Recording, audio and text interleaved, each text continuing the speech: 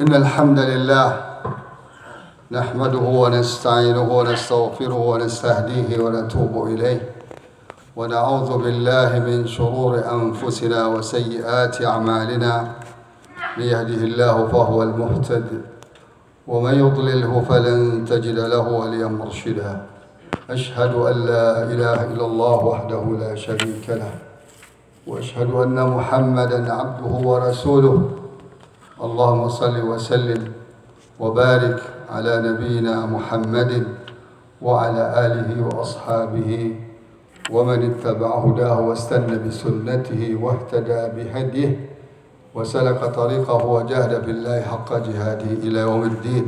أما بعد فيا عباد الله أوصيكم ونفسي بتقوى الله فقد فاز المتقون. قال الله تعالى في محكم التنزيل: أعوذ بالله من الشيطان الرجيم يا أيها الذين آمنوا اتقوا الله حق تقاته ولا تموتن إلا وأنتم مسلمون. Kaum muslimin, jamaah salat Jumat yang dirahmati Allah, kita bersyukur pada Allah yang telah menyampaikan usia kita pada hari yang mulia ini, Sayyidul Ayyam. Tidak terasa waktu berjalan dengan cepat. Dari Ramadan atau dari Lebaran kemarin kita sudah 2 pekan, di pekan kedua. Oleh karena itu, jangan sampai kita lengah, karena waktu tidak akan pernah menunggu kita. 1 detik yang berlalu hitungannya hanya 1 di antara 2, rugi atau untung.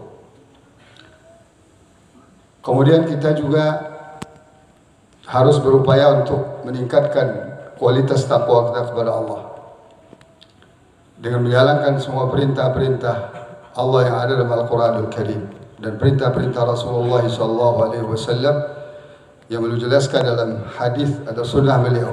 Kemudian kita juga harus meninggalkan apa saja larangan Allah Ta'ala yang ada dalam Al-Quranul Karim dan larangan Rasulullah SAW dalam hadis atau sunnah beliau. Hanya itu cara kita bisa meraih derajat takwa yang sebenar-benar takwa. Kemudian juga hari Jumat ini, Sayyidul Ayyam ini, mari kita bacakan salawat pada Rasulullah SAW. Kita berbanyak pada hari Jumat ini, khususnya. Karena itu anjuran Rasulullah SAW. Salawat itu bukan sebagai sebuah tradisi, tapi solusi. Dalam sebuah hadis Rasulullah SAW katakan, siapa yang bersalawat kepada dia, kepada beliau, Allah akan bersalawat kepada orang itu 10 kali. Ini imbalan yang sangat luar biasa. Makanya ulama telah menulis faedah-faedah salawat itu banyak sekali, hampir dari 80 manfaat bersalawat itu. Kaum muslimin rahimakumullah, setiap ajaran Islam memiliki nilai tarbiyah, nilai pendidikan, nilai pembinaan, dan nilai training dan workshop. Apalagi ibadah Ramadan 1 bulan penuh dengan berbagai macam aktivitas Ramadan, ya, siang dan malam, dan selama 1 bulan, dan itu Allah ulang-ulang setiap tahun sekali. Tidak ada di dunia ini metode atau cara yang bisa, ya, menyamai metode Islam ini, karena setiap pergerakan umat Islam, setiap gerak-geriknya, kalau settingnya sesuai Islam, itu akan bernilai ibadah dan akan berpengaruh secara langsung kepada perbaikan diri, kepada peningkatan kualitas diri, kepada produktivitas hidup. Karena orang muslim, seorang mukmin, dia tidak hanya berpikir soal di dunia. Di dunia ini sederhana. Hewan-hewan juga bisa hidup seumur yang ditentukan oleh Allah Ta'ala. Tanpa akal fikiran, mereka bisa cari makan, bisa bangun rumah, tempat tinggal, dan seterusnya. Tapi manusia dan jin Itu diciptakan Allah untuk kehidupan akhirat. Dunia ini hanya sebatas numpang lewat dan sekaligus tempat ujian. Di akhirat nanti hanya dua macam manusia. Orang yang lolos atau lulus ujian dan orang yang gagal ujian. Seharusnya seorang mukmin harus lulus. Harus lulus. Karena Allah sudah buat sedemikian rupa perangkat-perangkat lunaknya. Ya, bagaimana seorang mukmin itu lulus dunia dan akhirat.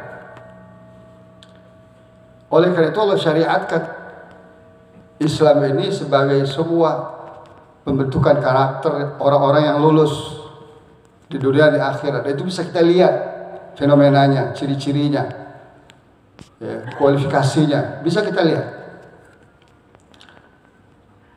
Ada metode pendidikan mukmin harian dalam bentuk harian. Itu yang disebut dengan salat fardu 5 kali dan ditambah dengan salat-salat yang lain. Ya. Ada dalam bentuk pekanan yaitu salat Jumat. Ada dalam bentuk bulanan seperti saum 3 hari. Ya. Setiap bulan tanggal 13, 14, 15 disebut dengan Ayyamul Bid. Kemudian ada dalam bentuk tahunan, ini yang paling luar biasa sebenarnya, itu Ramadan dengan segala macam aktivitas yang disyariatkan Allah dan Rasulnya siang dan malam. Kemudian dalam bentuk seumur hidup sekali, yaitu haji kalau mampu. Nah, dari pola ajaran Islam ini sebenarnya kita seorang mukmin tidak punya peluang untuk gagal dalam hidup ini, ya. Dan harus sukses. Kenapa? Karena kalau kita sudah mukmin tapi nanti gagal juga di akhirat, kita tidak bisa bersalahkan Allah Subhanahu Wa Taala. Ya, makanya nanti banyak orang menyesal di akhirat, bahkan sedang sakratul maut saja udah pada menyesal.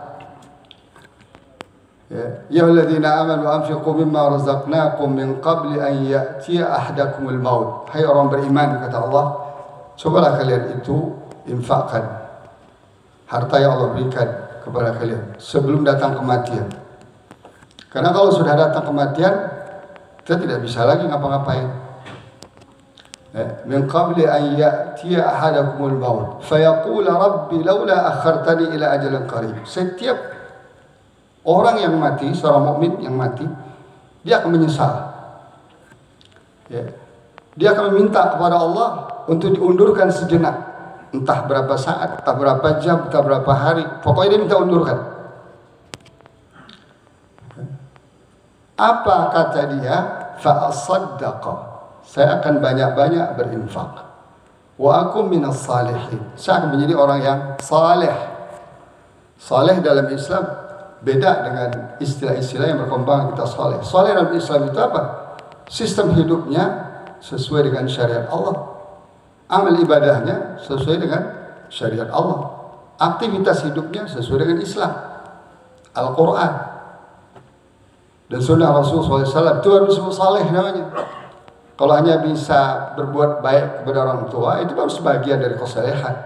Kalau dia tidak korupsi, itu satu poin dari sekian ratus poin, mungkin ribuan poin yang harus dilakukan.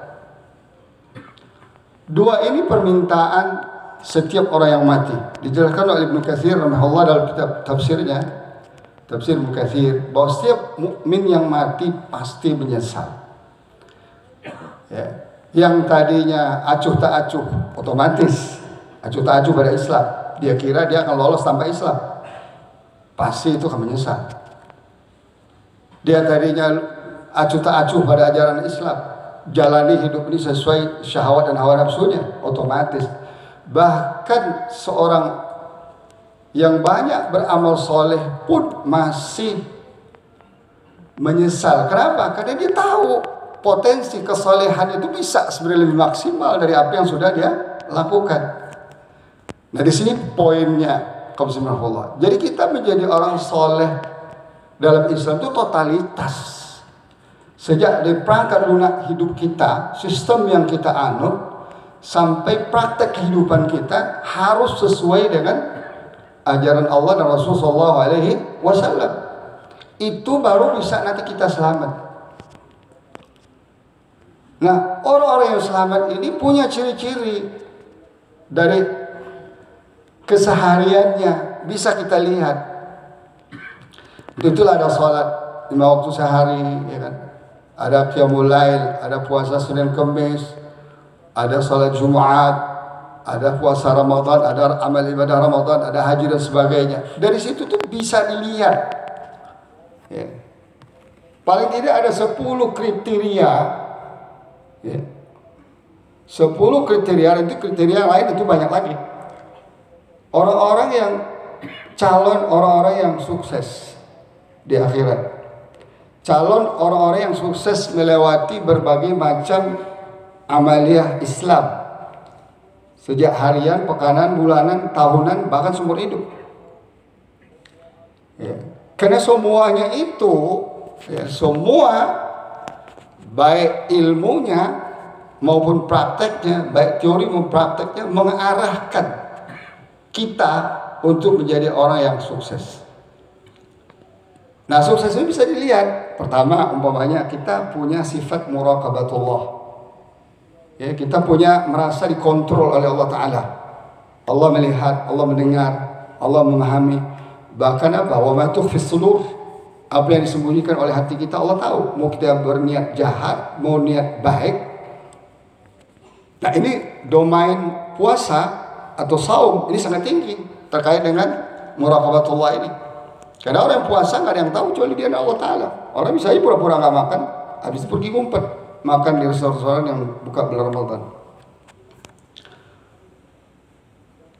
Nah, muraqabatullah ini, kaum muslimin rahimakumullah, senjata yang paling ampuh bagi seorang mukmin untuk mengendalikan diri dia agar selalu berada pada as-siratal mustaqim. Nah, karena kita lihat muraqabatullah ini yang kurang di masyarakat kita, puasa terus, Ramadan terus, Jumatan terus, salat terus, tapi nggak pernah merasa dikontrol Allah Ta'ala. Makanya dia bisa berbuat, atau mereka bisa berbuat apa saja. Teknologi bisa diakalin, CCTV bisa diakalin, sistem kontrol internal bisa diakalin, ya. Bahkan aparat bisa diakalin. Selama mereka manusia bisa diakalin. Tapi kalau kita sendiri yang sudah punya kontrol Allah Subhanahu Wa Taala, ya kita nggak akan bisa ngapa-ngapain kecuali berada selalu dalam jalan yang lurus. Maka muraqabatullah ini sistem yang hanya ada dalam Islam. Kalau ini diterapkan, ya kita nggak perlu perangkat-perangkat keamanan, perangkat-perangkat yang makan biaya besar. Ya, dan tidak akan pernah bisa habis. Tidak akan pernah bisa habis. Selama muraqabah kejahatan tidak akan pernah bisa habis, ditumpas, dikurangi saja tidak akan bisa. Selama dalam diri masing-masing kita, umat Islam khususnya kaum mukmin tidak punya rasa muraqabatullah. Kemudian yang kedua, taubat. Kita selalu bertaubat. Rasulullah SAW bertobat 70 kali sehari, padahal sudah diampunkan dosanya. Ya. Yang lalu pun akan datang. Bahkan ada yang mengatakan 100 kali. Artinya apa? Ada rasa bersalah terhadap Allah SWT. Karena pastilah banyak ajaran Allah dan Rasulnya yang kita abaikan, atau yang kita langgar, atau yang kita nggak tahu. Solusinya hanya dengan taubat. Kalau enggak setiap kali kita melakukan pelanggaran, apa itu kewajiban tidak ditunaikan atau larangan dilakukan, menjadi beban kita di akhirat untuk kita tidak bisa lolos di akhirat. Allah buka sebuah peluang, momen, ya, opportunity yang tidak akan ada bisa didapatkan kecuali melalui pintu taubat ini. Makanya ciri-ciri orang yang penghuni surga nanti apa? Mereka banyak bertaubat. Wabil asharihum yastaghfirun. Di waktu-waktu sahur mereka merenung, bertobat dosa-dosa yang seharian kemarin yang mereka lakukan. Yang ketiga, ciri-ciri orang yang sukses dimulai dari kematian nanti sukses adalah orang-orang yang concern terhadap menjalankan fardu-fardu, kewajiban-kewajiban Islam, dan termasuk yang sunnah-sunnah. Kita salah paham, kita kira cukup fardu saja, akhirnya fardunya keleleran. Tidak, ini fardu dan sunnah itu hanya dua kategori amal saja, dan dia saling dibutuhkan. Ibarat dua sisi mata uang, nggak bisa dipisahkan. Kita melakukan fardu, harus melakukan sunnah. Kenapa? Di antara fungsi sunnah atau nawafil itu adalah menutupi kelemahan-kelemahan fardu itu. Dan yang kedua yang lebih dahsyat lagi, fardu itu nawafil sunnah itu satu-satunya cara kita mendapatkan cinta Allah Ta'ala kepada kita. Kalau kita hanya komit pada yang fardu-fardu saja, itu Allah baru mau dekat, belum cinta kepada kita. Dan ini dijelaskan oleh Allah dalam sebuah diskusi riwayat Abu Hurairah radhiyallahu anhu. Tidak ada jalan lain kata Allah bagi seorang hamba aku yang mendekatkan diri kepada aku kecuali melalui yang apa yang aku fardukan. Salat, puasa, fardu harta, fardu badan, fardu lisan, dan sebagainya, fardu nuntut ilmu. Tapi apabila seorang hamba terus menerus mendekatkan diri dengan yang sunnah, sampai aku cintai dia. Tuh. Jadi satu-satunya jalan setelah menyelesaikan yang fardu ada menjalankan yang sunnah. Makanya orang yang sukses, ciri-cirinya mereka sangat menjaga, sangat semangat melakukan apa-apa yang difardukan Allah dan nawafil. Itu tentu banyak. Ya. Kemudian yang keempat, musahabatul Quran. Ciri-ciri orang sukses itu adalah orang yang menjadikan Al-Quran sebagai sahabat. Jangan sampai menghijrah dari Al-Quran, menjauh dari Al-Quran. Dan ini sudah diadukan oleh Rasulullah kepada Allah terkait umatnya yang hijrah dari Al-Quran. Wa qala ar-rasulu ya Rabb inna qaumi ittakhadhu hadzal Qur'ana mahjura. Ya Allah, umatku banyak yang hijrah dari Al-Quran. Ini problem besar umat kita hari ini. Kenapa? Karena Al-Quran itu segala-galanya bagi kita. Kalau mau selamat dengan Al-Quran, kalau mau berkah dengan Al-Quran, kalau terhindar azab Allah dengan Al-Quran, kalau kita mau jalan lurus, tidak terpengaruh oleh lingkungan yang buruk dengan Al-Quran, kalau kita punya wawasan keilmuan dengan Al-Quran, kalau kita punya wawasan sejarah dengan Al-Quran, kalau kita mau kenal Tuhan kita dengan Al-Quran, kalau kita mau kenal visi dan misi hidup kita dengan Al-Quran, semua dunia akhirnya ada dalam Al-Quran. Ini problem umat kita hari ini. Ramadan bulan Al-Quran, tapi setelah Ramadan jauh lagi dari Al-Quran. Yang jauh dari Al-Quran dijamin gagal. Allah Ta'ala menjelaskan, wa man a'rada an dzikri fa inna lahu ma'isyatan dhanka wa nahsyuruhu yaumal qiyamati a'ma. Siapa yang menjauh dari Al-Quran, dia akan Allah ganjar dan kehidupan yang serba sempit. Kalau tidak rezekinya sempit, hatinya sempit, pikirannya sempit, wawasannya sempit, perasaannya sempit, kejiwaannya sempit. Ya, kita banyak baca orang-orang kaya tapi pikirannya sempit, hatinya sempit, galau. Ya, bahkan yang bunuh diri sampai ke tingkat sakit jiwa yang luar biasa. Ya, putus asa namanya. Tapi Al-Quran tidak. Allah cerita banyak tentang manusia-manusia yang secara manusiawi harusnya dia putus asa, tapi nggak putus asa. Lalu Allah beri Nabi Zakaria, dia sedih setelah tua bangka, istrinya bandul, nggak punya generasi untuk meneruskan generasi Islamnya, risalah Allah. Akhirnya Allah kasih dia anak. Menurut manusiawi nggak mungkin ini terjadi. Ya. Nabi Ayub sakit, tergeletak 7-8 tahun. Akhirnya Allah sembuhkan. Nabi Yunus ditelan dalam perut ikan, Allah selamatkan. Nabi Ibrahim Allah dibakar raja yang zalim dan masyarakatnya, termasuk orang tuanya, Allah selamatkan. Coba lihat. Ya, kaum muslimin rahimakumullah. Al-Quran ini akan merubah dunia ini dan telah merubah dunia 12 abad lamanya. Ya, kalau orang barat maju dunianya karena meninggalkan kitab sucinya, karena kitab sucinya banyak masalah dan sudah tidak berlaku lagi setelah Al-Quran turunkan. Orang Islam hancur, mundur, berantakan seperti hari ini karena jauh dari Al-Qurannya.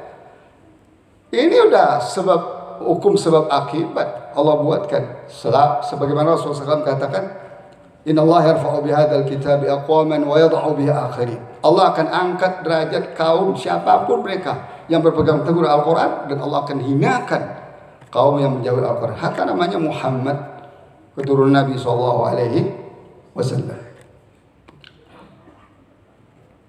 Kemudian kaum rahmatullah, ternyata juga ada faktor lain yang membuat kita gagal dalam hidup ini, masalah lisan. Ya. Oleh karena itu puasa dan berbagai macam ibadah lain, khususnya puasa, itu melatih agar lisan kita ini lurus. Karena lisan ini, ya, salah satu penyebab terbesar orang dimasukkan ke dalam neraka. Sampai-sampai Rasulullah berkata, wa hal yukabbun nasu fin nari illa ya ala hasaidi alsinatihim. Betapa banyak manusia yang dilemparkan di neraka hasil dari panen lidahnya. Lidahnya selalu ghibah, lidahnya selalu namimah, lidahnya mengucapkan kata-kata buruk, jorok, hasad. Lidahnya berbohong, lidahnya membuat kesaksian palsu. Dan berbagai macam problem lidah ini juga Allah kasih solusinya agar kita sukses. Bagaimana lidah kita itu lidah yang bermanfaat. Sampai-sampai Rasul katakan, man kana yu'minu billahi wal yawmil akhir falyaqul khairan aw liyasmut.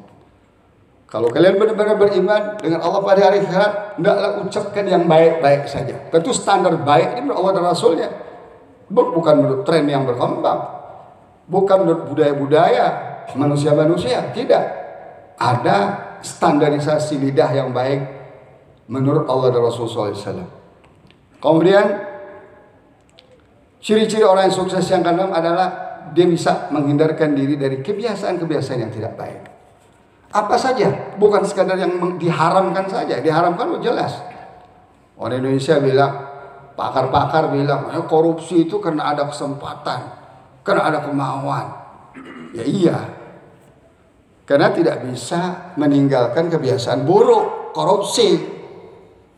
Ya kan? Narkoba, jadi mafia, jual negara, jual umat. Itu kebiasaan-kebiasaan politik umpamanya yang buruk.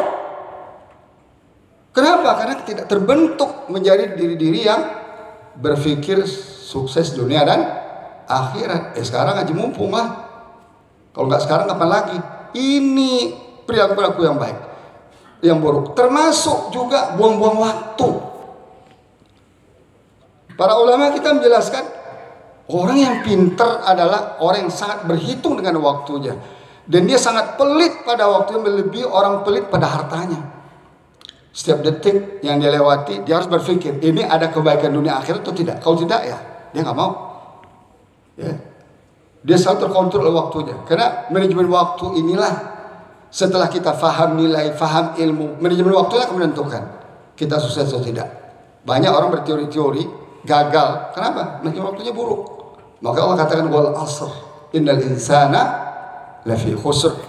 Di masa seluruh manusia pasti rugi, kecuali 3 saja. Illadzina amanu, orang yang kehidupan dengan iman, wa amil salihat, amal saleh, wa tawasaw bil haqqi wa tawasaw bis sabr. Orang bisa berikan tausiah, ya, peringatan atau pelajaran yang hak dan dengan kesabaran. Kemudian yang berikutnya, yang ketujuh adalah orang-orang yang konsen kepada perkara-perkara problematika umat Islam. Umat Islam itu banyak, bukan di sini saja. Innamal mu'minuna Ikhwatun, umat Islam bersaudara, tidak ada batas-batas teritorial, batas-batas suku, gak ada. Islam itu global. Sejak diturunkan sampai hari ini global. Ada batas-batas teritorial. Ciptaan-ciptaan penjajah. Semua ada satu saat akan roboh ini. Batas-batas teritorial yang kita bangga-banggakan ini, itu dibanggakan oleh sebagian manusia yang tidak paham Al-Quran ini sebentar lagi akan jebol. Percayalah. Karena alam ini Allah menentukan. Melalui lisan Rasulullah sudah menjelaskan periode-periode umat Islam itu seperti apa. Nah sekarang periode umat Islam dalam disebut dengan mulkan jabriyah. Penguasa-penguasa diktator. Dan ini ujian bagi kita. Sukseslah orang-orang yang bisa hidup tetap konsisten dengan Islam walaupun hidup dalam dunia serba diktator, semua rekayasa, serba rekayasa. Amerika merekayasa, Cina merekayasa, Rusia merekayasa, Eropa merekayasa. Silakanlah merekayasa. Bahkan Allah katakan apa? Fayakiduna kaidan wa akidu kaida. Silakan mereka membuat tipu daya, saya juga akan buat tipu daya. Dan umat Islam ini akan bersatu lagi seperti dahulu 12 abad lamanya. Insya Allah. Maka kita harus buka mata, buka telinga. Apa sih sebenarnya yang terjadi di dunia Islam hari ini? Apalagi zaman sekarang kita kan mudah mengakses kayak apa kejahatan Yahudi di Palestina, kayak apa kejahatan Cina di Uyghur, kayak apa kejahatan pemerintahan Myanmar, ya. Di Arakan, kayak apa kejahatan pemerintah Filipina terhadap selatan Filipina, Moro, kayak apa kejahatan Thailand terhadap Muslim saudara kita di selatan Thailand, dan begitu juga di Eropa. Dunia ini sekarang sedang bergolak dan melakukan rekayasa-rekayasa, tapi Allah juga akan melakukan rekayasa. Jadi kita hidup dunia ini nggak terlepas dari kontrol Allah, tidak terlepas dari kehendak dan kekuasaan Allah. Tinggal jauh mana kita bisa konsisten dan komitmen dengan ajaran Allah Ta'ala ini. Nah oleh karena itu ya, kita memerlukan as-sabat, konsistensi dalam ketaatan dan kebaikan. Biarlah dunia ini compang-camping seperti kita, konsistensi ya, di jalan Allah semaksimal yang kita bisa lakukan secara individu, secara keluarga, secara komunitas. Itu yang bisa kita lakukan sampai nanti pertolongan Allah itu turun. Nah oleh karena itu perlu ada ilmu. Makanya harus mencintai ilmu dan majelis-majelis ilmu. Bukan majelis duit yang harus kita kejar tiap hari. Majelis kedudukan, jilat sana jilat sini sampai jadi pasukan lidah hitam. Tidak. Cukup kita menjilat kepada Allah Subhanahu wa taala. Karena nasib kita akan ditentukan oleh Dia, baik buruknya.